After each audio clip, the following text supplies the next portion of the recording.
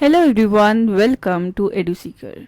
So as you all know that this is our new initiative because we know अगर आपको JRF qualify करना है it cannot be done without giving equal importance to both the papers, paper 1 and paper 2. Now आपको paper 2 के साथ साथ paper 1 को भी इक्वली टाइम देना चाहिए. After all it comprises of 100 marks which is not less in any examination.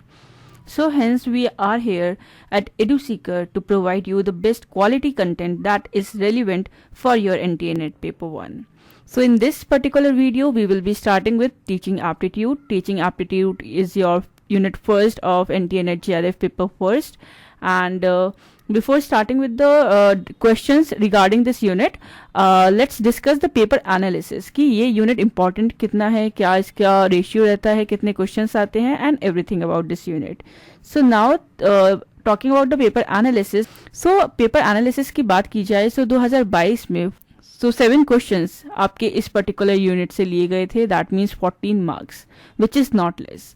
Then 2022 के second shift में teaching aptitude से 6 questions आए. 2021 में फर्स्ट शिफ्ट में आपके 5 क्वेश्चंस आए थे. 2020 में फर्स्ट शिफ्ट में आपके 6 क्वेश्चंस आए थे. सो ऑन एन एवरेज किसी भी शिफ्ट में there is not less than 5 questions from this particular unit. So अगर हम लोग एवरेज भी मान के चलें so 5 questions is also a very huge amount. That means 10 marks. So 10 marks आपके सिक्योर हो जाएंगे अगर आपने ये यूनिट अच्छे से तैयार कर लिया है. So further if I talk about कि कौन कौन से टॉपिक्स इंपॉर्टेंट है इस पर्टिकुलर यूनिट में से, but we have analyse previous year question papers right, और उसके एनालिसिस के बेस पे जो कुछ इंपॉर्टेंट टॉपिक्स हैं जिससे हर साल on a repetitive base questions आ रहे हैं. These are as follow. So level of teaching से आपके क्वेश्चंस आ रहे हैं. लर्नर कैरेक्टरिस्टिक्स से there are always a question from learner. There is always a question from learners characteristics. Then also methods of teaching, और जो teaching aids होती हैं इसमें से direct questions या match of the following के aspect में questions आ जाते हैं. Then another important topic is स्वयं. So स्वयं से आपके हर साल क्वेश्चन आया है. Even I can say that in all the shift there is one question from स्वयं. So स्वयं और भी जो स्वयं से related जो topics होंगे करंट के या फिर स्वयं प्रभा या फिर और भी जो ICT initiatives हैं, these are very important क्योंकि इससे questions बनते हैं. Then also evaluation system. So CBS system and types of evaluation. इस टॉपिक से भी आपके क्वेश्चंस बन रहे हैं. So hence these are some of the most important topic from this particular unit. So before starting with the questions, I would like to inform you that we have launched our paper 1 test series. Now इस test series में आपको 5 full syllabus test मिलेंगे जिसमें each test comprises of 50 questions. Just like आपके जो net JRF के paper में और पेपर 1 होता है उसमें 50 क्वेश्चन होते हैं, तो हमारी टेस्ट सीरीज में भी पेपर 1 के हर सेट में आपको 50 क्वेश्चंस मिलेंगे. So total you will be getting 250 questions with solve answers with explanations, and it comprises of more than 200 topics. और जो भी आंसर है वो काफ़ी डिटेल में दे रखा है so आपका कंसेप्ट क्लियर हो जाए while practicing the questions, right? If you are interested then you should buy our series from the website, that is www.eduseeker.in, and also आपको link description box में मिल जाएगी. So now let's start with the question. So the first question is that you have to arrange the following in a chronological order according to Bloom's taxonomy of cognitive domain. So now you have the following options. So इन चारों option में से जो correct answer है that is option A, which is application, analysis and evaluation. So इसको हम थोड़ा detail में पढ़ लेते हैं. देखिए ब्लूम्स टैक्सोनॉमी जो है बेसिकली क्लासिफिकेशन है. ठीक है, टैक्सोनॉमी का मतलब ही होता है क्लासिफाई करना, right? So Bloom's taxonomy is basically divided into 3 domains, that is cognitive domain, effective domain and psychomotor domain. देखिए जो कॉग्निटिव डोमेन है that is related to the development of intellectual capability. So जो भी आपसे mind से related जो चीज़ें हैं, इंटेलेक्चुअल कैपेबिलिटीज़ हैं, ये सारी आपकी कॉग्निटिव डोमेन से रिलेटेड हैं. देन इफेक्टिव डोमेन में आपकी आ गई फीलिंग्स, इमोशंस, एटीट्यूड. सो ये सारी जो चीज़ें हैं that is related to your effective domain, right? And psychomotor domain is the third domain that is mainly concerned with your skills. So जो भी आपने skills develop करी हैं during the learning process, that is the part of your psychomotor domain.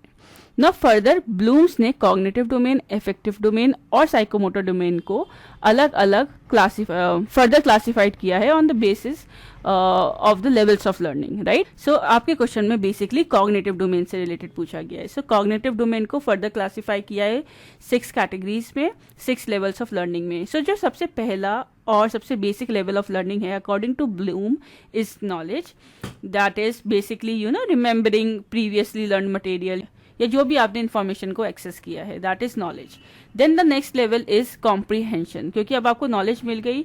Now आप कैसे उस चीज को अंडरस्टैंड करते हैं, how you grasp the meaning of that particular topic is basically about comprehension. Then the next level of learning is application. So third level of learning is application, that is the ability to use the learned material in a new and concrete situation. So पहले आपने कोई topic पढ़ा, आपको knowledge हो गई, then आपने उस चीज़ को अंडरस्टैंड किया, that is comprehension. And then the third level is application, कि how you apply that thing into your daily life. Then the fourth is analysis. So analysis is basically followed by synthesis. So analysis में हम क्या करते हैं, while learning, because there is a very broad topic, तो हम क्या करते हैं, उसको सब डिवाइड कर देते हैं, division into parts. So that is basically analysis, so that हम हर part को डिटेल में और अच्छे से पढ़ पाएं, right. Then the next step is synthesis, in which we bring together all those parts and form a new whole. And the final level of learning according to the Bloom's taxonomy in cognitive domain is evaluation, that what you have learned, what is your ability, कि आप जज कर पा रहे हो जो भी आपको मटेरियल मिल रही है या जो भी इंफॉर्मेशन मिल रही है, that how it is good or bad and what is the given purpose for that particular information. So that is evaluation. So evaluation is the highest level of learning according to Bloom's taxonomy in cognitive domain, and knowledge is the basic. So ये जो order है, that is in the increasing order, right. It starts from knowledge and ends towards the evaluation. So yes, this was all for this question. Moving towards the next question. So the next question is, in which year SWAYAM was launched?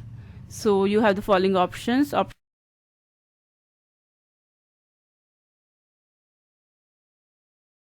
So the correct answer for this question is option C, that is 2017.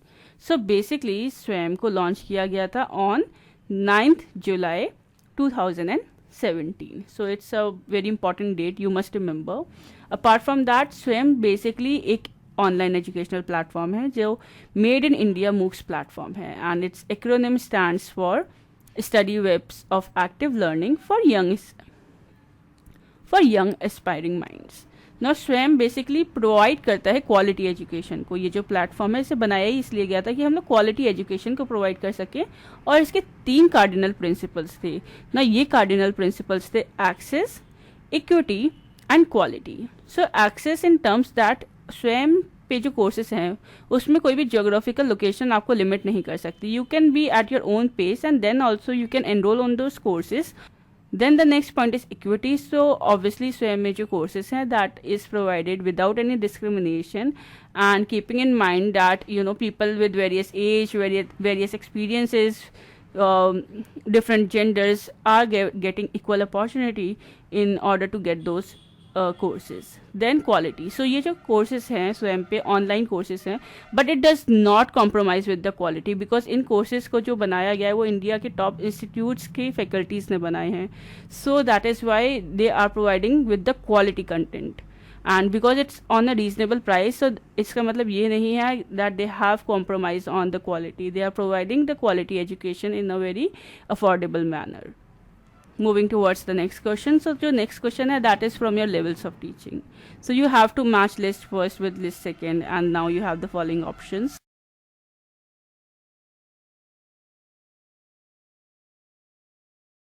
And the correct answer for this question is option A, that is memory level is given by Herbert. Then understanding level is given by Morrison, and the reflective level is given by Hunt. So basically ये जो 3 thinkers हैं, these are the main proponents of these particular levels of teaching. So now let's discuss these in details. So basically जो आपका chronological order है that is on the following pattern, that पहले आता है आपका memory level of teaching, then आता है आपका understanding level of teaching, and then the highest level of teaching is the reflective level of teaching.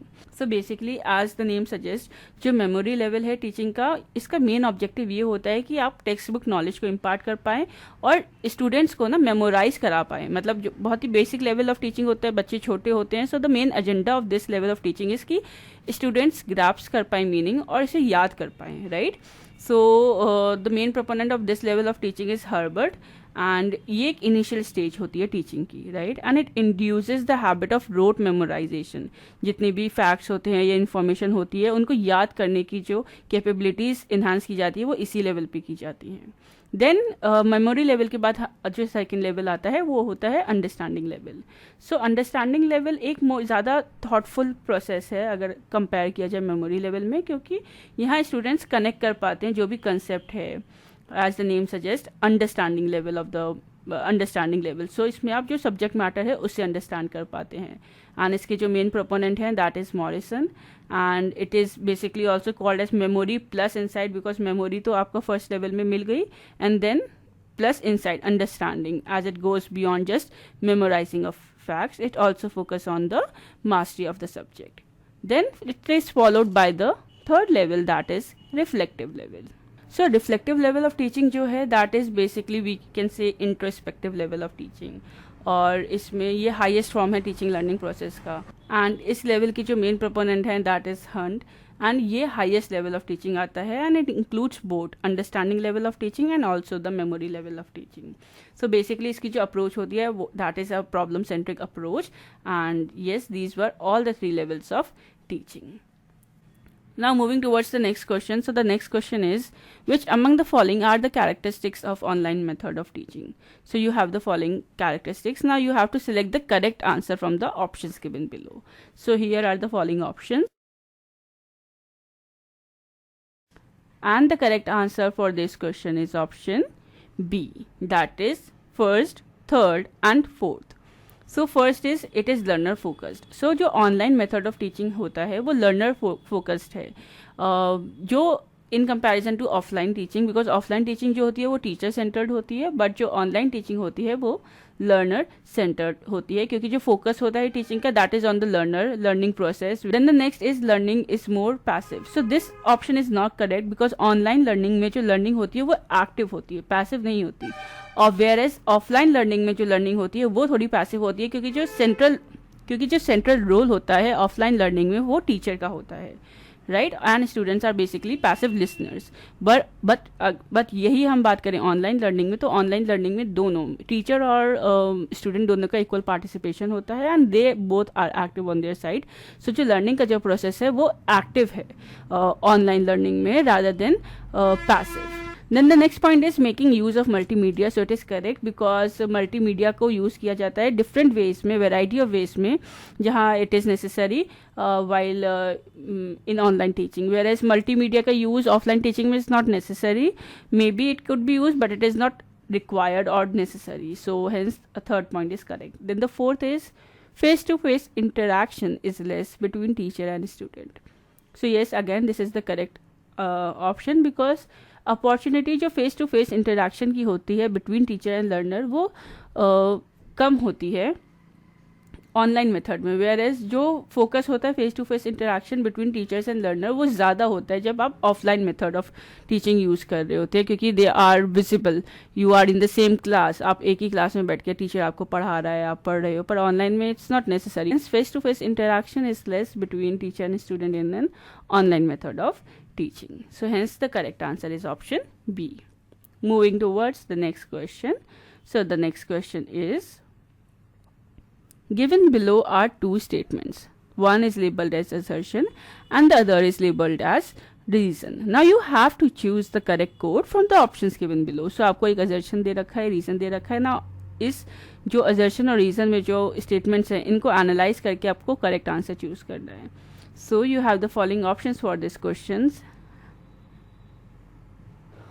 and the correct answer for this question is option C, that is A is true, which means assertion is true but reason is not true, reason is false.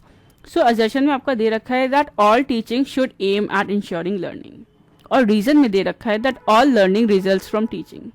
So the correct answer is option C. Why? Because it is true, because जितनी भी teaching होती है, no matter what आप कौन सा method use करें teaching में, it always aim at ensuring learning on the part of student, right.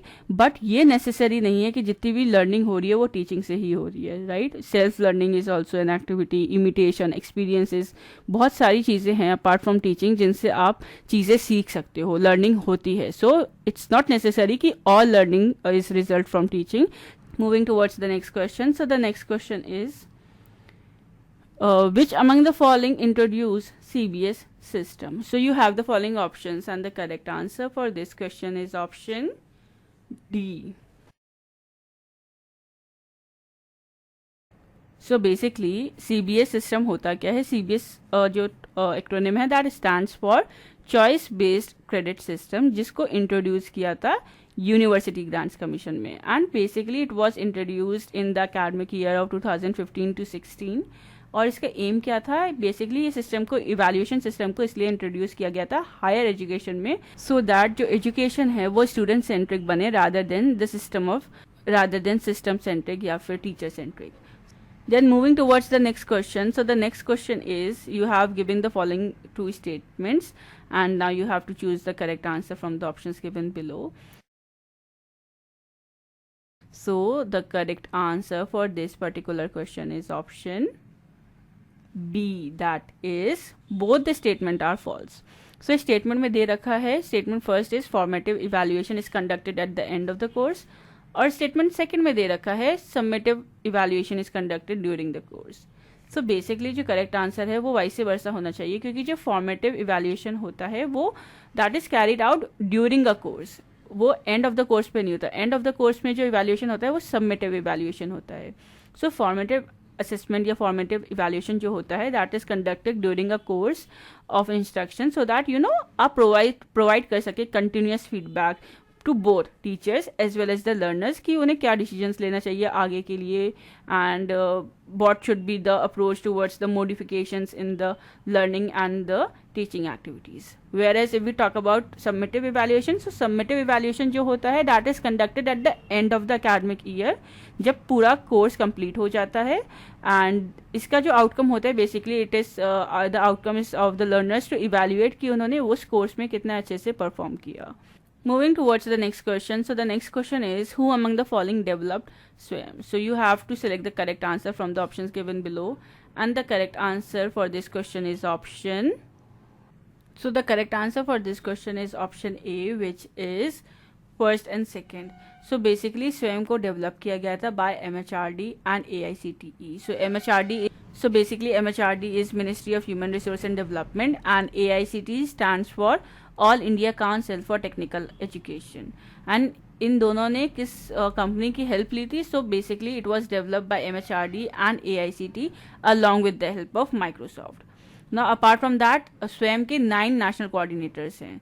सो ये 9 national coordinators are as follows. These are AICTE, which is All India Council for Technical Education, right? Then the next is NPTEL, which is National Program on Technology Enhanced Learning. And the third is UGC, that is University Grants Commission. Then CEC, which is Consortium for Educational Communication. Fifth is NCRT, which is National Council on Educational Research and Training. Sixth is NIOS, which is National Institute of Open Schooling.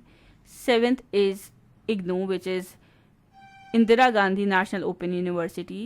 Eighth is IIMB, which is Indian Institute of Management, Bangalore. And ninth, which is NITR, that stands for National Institute of Technical Teachers Training and Research. So ये 9 national coordinators is also very important for you to remember, because इसमें से भी direct question आ जाता है कि कौन कौन से नेशनल कोऑर्डिनेटर्स हैं स्वयं के, या कौन कौन सी बॉडीज इसमें से ऐसी हैं जो नेशनल कोऑर्डिनेटर्स नहीं हैं. So moving towards the next question, that is question 9. So question 9 और जो क्वेश्चन 10 है वो हमने करंट अफेयर्स से डाला है, बिकॉज जो स्टैटिक पोर्शन है हम लोग उसको भी कवर कराना चाहते हैं along with current affairs, so that आपको करंट अफेयर्स के लिए कोई अलग सोर्स या रिसोर्सेस यूज ना करनी पड़े itself in this video we are covering and giving you the most important and relevant information. So the 9th question is related to your current affairs only, but from this particular unit. So the current affair, so the question is, which among the following state has initiated a new real-time technology-enabled surveillance plan to keep an eye over 1.95 lakhs school teachers? So you have the following options, and the correct answer for this question is option B which is Gujarat. So जो गुजरात की government है उन्होंने ये initiative लिया है that they introduce a nu real time technology, and basically it's a surveillance system and it is planned to keep an eye on over 1.95 lakhs school teachers from the academic session. And basically इस technology का जो aim है that is to improve the quality of education, so that ये ensure कर सके कि जो teacher है that are stick to their assigned task on the daily basis, और you know because you know क्योंकि टीचर्स की मॉनिटरिंग नहीं हो पाती क्लासरूम में वो क्या कर रहे हैं जाने के बाद, so it has resulted in non seriousness in the system. So hence it aims to tackle that. Moving towards the next question. So the next question is, which among the following state is first in India to present child budget as a part of its annual financial plan? So you have the following options and the correct answer is option D, which is Madhya Pradesh. तो मध्य प्रदेश की जो state government है उन्होंने it is the first time कि किसी state government ने ऐसा budget present किया है which is known as a child budget, and it is a part of its annual financial budget. So जो गवर्नमेंट है उसने एलोकेट किया है 57,803 करोड़ फॉर 220 स्कीम्स जो इम्प्लीमेंट की जाएंगी under 17 different departments including education, targeted at child age below the age of 18, and the budget was presented by the finance minister Jagdish Devda.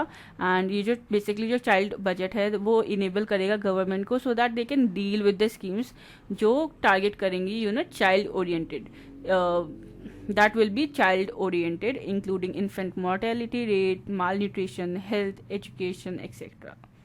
So yes, this was all for today's video. I hope you find this video helpful. Then please do like, share and comment, and do let us know how you feel about this new initiative, and also do comment your score and how was the session, whether you find it's difficult, moderate or easy, and stay tuned for the more upcoming videos. Thank you.